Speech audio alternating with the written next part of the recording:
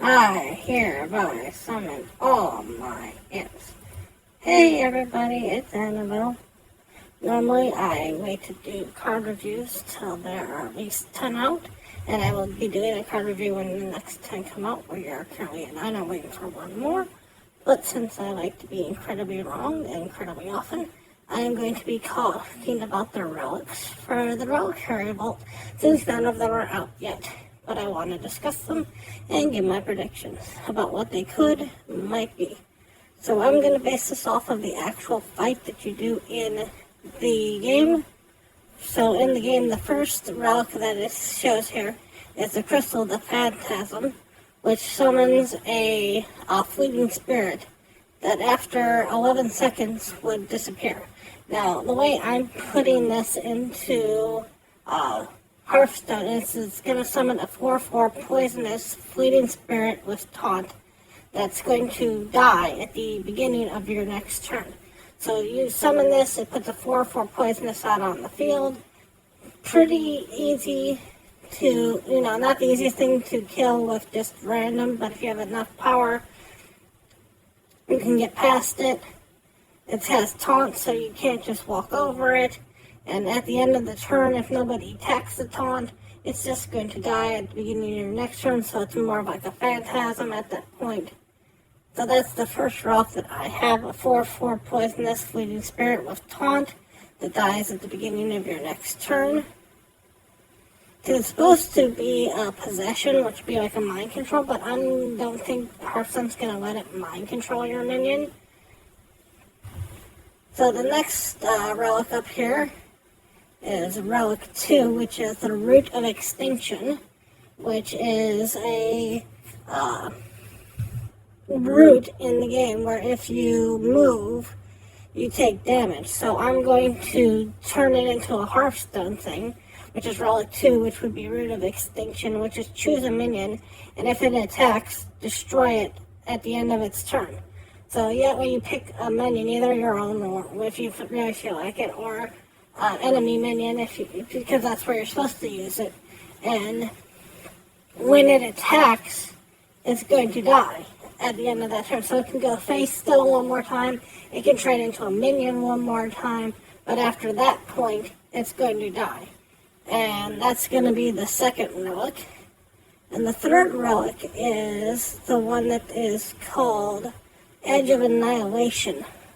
Edge of Annihilation is supposed to put a sword into the field, and whoever closest to that sword gets destroyed. I don't think it's going to let you put a sword down on the field.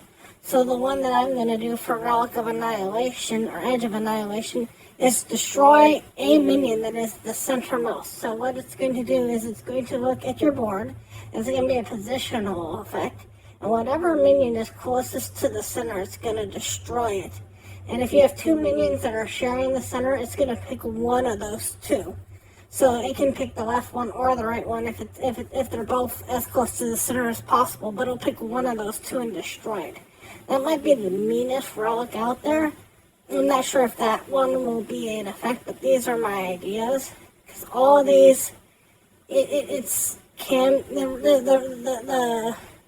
Edge of Annihilation was really hard to do because other than that, it would be like summon a sword in the centermost of your minions, and when it's destroyed, destroy that minion, and then it would have to be like something where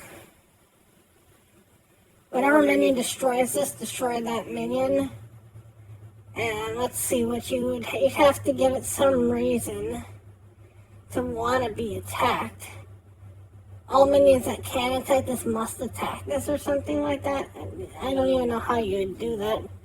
So Edge of Annihilation, you could have it summon a sword in the centermost of your minions, as centermost as possible,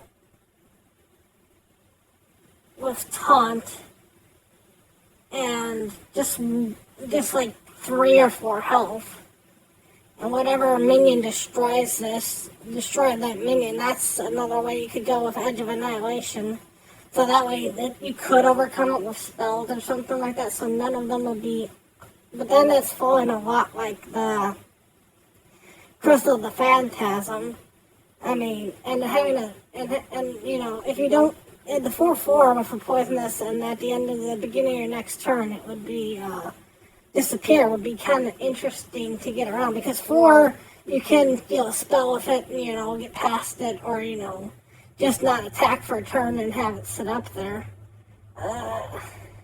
You could make the, Phantasm a 1/1 immune, can't attack with taunt. That's a lot to put on. That could be something you could do with the Crystal Phantasm. 1/1 immune, can't attack with taunt. So that way you basically, and then at the beginning of your next turn it dies. That could be interesting for the Phantasm. And Edge of Annihilation could be the 4/4, because you can get around Edge of Annihilation. That way, you could like throw a fireball at it or something like that. Maybe a 5/5, you know, to give it some more health at that point. But you could have a way around it. So all of these could have a way around that if you wanted to. Because, you know, with Relic 1, that would make it so that if you just avoided going in for a turn, it wouldn't hurt you. With Relic 2, if you chose to attack a minion, or if you didn't care about your minion dying, you could still do face damage. And with 3, if you had a decently good spell, you could destroy the sword. Otherwise, you'd have to send a minion into it, so that one would almost need taunt too.